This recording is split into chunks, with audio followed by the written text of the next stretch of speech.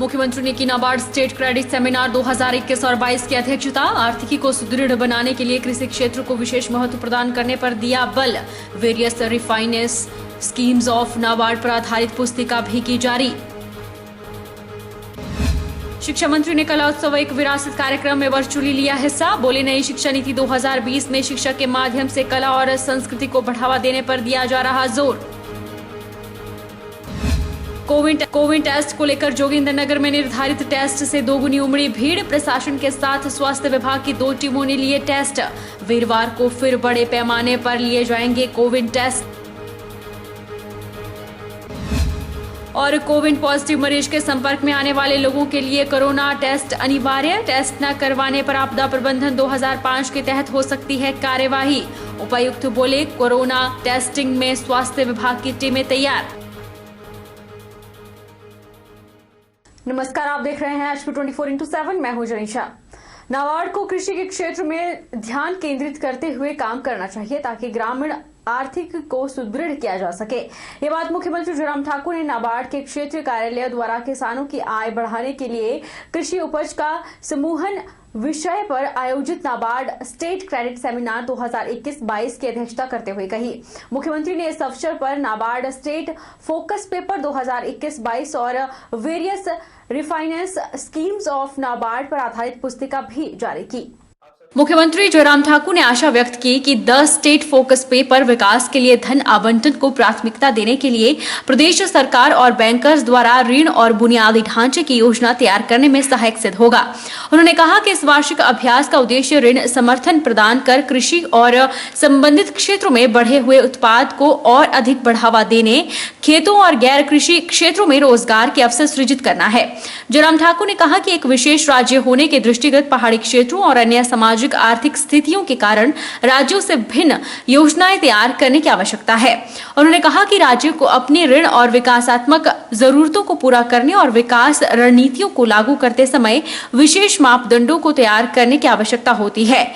मुख्यमंत्री ने कहा कि प्रदेश में लैंड होल्डिंग औसत 1 एकड़ है और राज्य में कुल भूमि का 88% है, जो कि राष्ट्रीय औसत की तुलना में क्रमशः 1.15 हेक्टेयर और 86.21% है। राज्य का 80% कृषि क्षेत्र वर्षा पर निर्भर है। उन्होंने कहा कि कृषि क्षेत्र में कम उत्पादकता और उत्पादन के लिए ये सभी कारक योजनाकारों और हितधारकों के लिए चुनौतियां हैं। अगर मैं हिमाचल प्रदेश की अपने यहाँ की अगर बात कहूँ, नाबार्ड को एक ऐसा माना जाता है कि ये मदद करने वाला संस्थान है कि हमारा क्षेत्र कठिन है, दुर्गम है और इस सड़क के लिए ज्यादा धन की आवश्यकता है और ये सड़क अगर बन सकती है तो नाबार्ड बना सकता है। यानी कि कठिन काम को करने के लिए अगर कोई नाम जिसका जिक्र होता है तो नाबार्ड का जिक्र होता है। इस दौर में जब पूरा बहुत बड़ा एक संकट दुनिया को हम सबको सामना करना पड़ रहा है, दुनिया को भी सामना करना पड़ रहा है, तो उसमें हमारे एग्रीकल्चर सेक्टर में जो ग्रोथ है वो 3.4 है।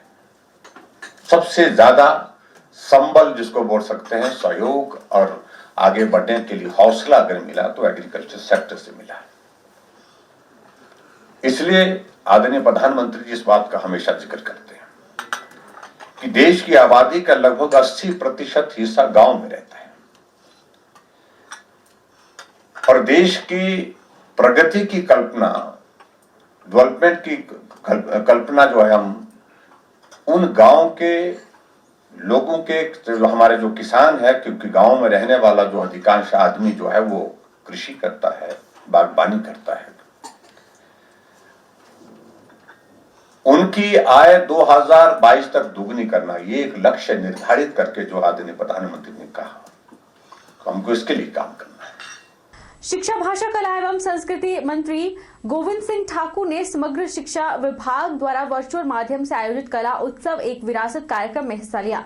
उन्होंने कहा कि राष्ट्रीय शिक्षा नीति 2020 छात्रों के सांस्कृतिक विकास एवं उत्थान के महत्व पर प्रकाश डालती है, जिसके फलस्वरूप छात्रों में अपनी पहचान बनाने के साथ साथ अपनी संस्कृति के प्रति जुड़ाव और अन्य संस्कृतियों की सराहना करने की क्षमता में वृद्धि होगी। शिक्षा, भाषा, कला एवं संस्कृति मंत्री गोविंद सिंह ठाकुर ने कहा कि नई शिक्षा नीति छात्र छात्राओं के बीच विकसित होने वाली आगामी सांस्कृतिक अवधारणा को एक प्रमुख योग्यता एवं गुण के रूप में पहचानती है। कला को इस ज्ञान को प्रदान करने के लिए मुख्य माध्यम के रूप में प्रस्तावित करती है। मंत्री गोविंद सिंह ठाकुर ने कहा कि कला उत्सव स्कूल शिक्षा और साक्षरता विभाग, शिक्षा मंत्रालय, भारत सरकार की वर्ष 2015 से एक ऐसी पहल है जिसका उद्देश्य माध्यमिक स्तर के विद्यार्थियों की कलात्मक प्रतिभा को पहचानना, उसे पोषित करना, प्रस्तुत करना और शिक्षा में कला को बढ़ावा देना है। शिक्षा मंत्री गोविंद सिंह ठाकुर ने कहा कि नई शिक्षा नीति 2020 में शिक्षा के माध्यम से कला और संस्कृति को बढ़ावा देने पर जोर दिया गया है। नई शिक्षा नीति के अनुसार भारतीय संस्कृति और दर्शन का विश्व में बड़ा प्रभाव रहा है। वैश्विक महत्व के इस समृद्ध विरासत को आने वाली पीढ़ियों के लिए न सिर्फ सहेजकर संरक्षित रखने की जरूरत है, बल्कि हमारी शिक्षा व्यवस्था द्वारा उस पर शोध कार्य होने चाहिए, उसे और समृद्ध किया जाना चाहिए और उसमें नए नए उपयोग भी सोचे जाने चाहिए। के पास सबसे बड़ी सांस्कृतिक विरासत है और सांस्कृतिक विरासत को समेट करके अब तक भी रखा है और आगामी आने वाले बच्चों के माध्यम से भी उसको संजो करके रखना है। और जिसमें यहाँ पर हमको सूचना दी गई है कि आपके अनेक प्रकार के कार्यक्रम, और जिसमें कहा है कि ये जितनी आपकी प्रतियोगिताएं हैं अब इस साल सबकी सब वर्चुअल माध्यम से हुई हैं, चाहे वो ब्लॉक लेवल है, डिस्ट्रिक्ट लेवल है और अब स्टेट लेवल पर आपका प्रोग्राम ये जनवरी के महीने में प्रारंभ होने वाला है। और जिसमें कहा कि आप लगभग पारंपरिक लोक कलाएं और शास्त्रीय कलाओं की 9 विधाओं में इस सबको सिखाया जा रहा है और सभी के सभी अपने कार्यक्रम भी प्रस्तुत करेंगे। पूर्व मंत्री एवं नाहन से भाजपा विधायक राजीव बिंदल ने कहा कि किसानों की आत्मनिर्भर बनाने के लिए प्रधानमंत्री के नेतृत्व वाली केंद्र सरकार ने किसानों के लिए सिंचाई, बिजली सहित किसान सम्मान निधि सहित अनेक योजनाएं लागू की है। उन्होंने कहा कि देश भर में 20 करोड़ किसानों को 6,000 रुपए प्रतिवर्ष की दर से किसानों के खाते में सीधे जारी किए गए हैं। किसानों के हित में बनाए कृषि कानून की अधूरी जानकारी के कारण किसान को गुमराह किया जा रहा है। राजीव बिंदल ने सोलन में संवाददाता सम्मेलन को संबोधित करते हुए कहा कि किसान देश की आर्थिकी में महत्वपूर्ण योगदान देते हैं और भाजपा हमेशा अन्नदाताओं का सम्मान करती है। उन्होंने आंदोलनरत किसानों के बारे में बात करते हुए कहा कि केंद्र सरकार के कृषि मंत्री से लेकर गृह मंत्री और प्रधानमंत्री ने किसानों की मांगों को लेकर चर्चा की है। किसी भी बात का हल बातचीत से होता है और सरकार आंदोलनरत किसानों से 6 बार चर्चा कर चुकी है। उन्होंने कहा कि किसानों की मांगों को लेकर सरकार समुचित कदम उठाने को तैयार है और किसानों द्वारा रखे गए संशोधन करने के लिए भी सरकार तैयार है। उन्होंने किसानों के आंदोलन में राजनीति लाने से परहेज करने की मांग की। उन्होंने कहा कि कुछ लोग किसानों के नाम पर राजनीति कर रहे हैं, जो कि सही नहीं है।